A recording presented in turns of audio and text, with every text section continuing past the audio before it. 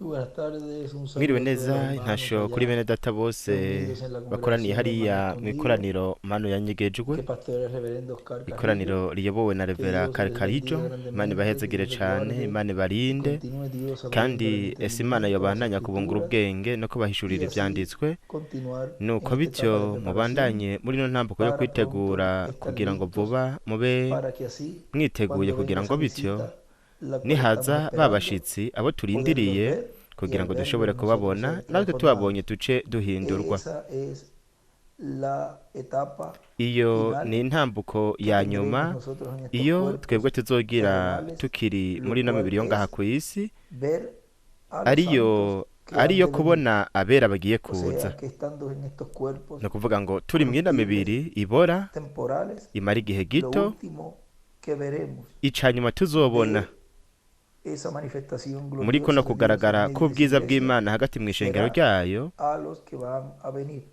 kuzoba ari Esa ukubona será abagiye kuza. la última Ubwo manifestación kuzoba ari que ukugaragara kwa estaremos nyuma, viendo uko estando en estos tuzobona cuerpos.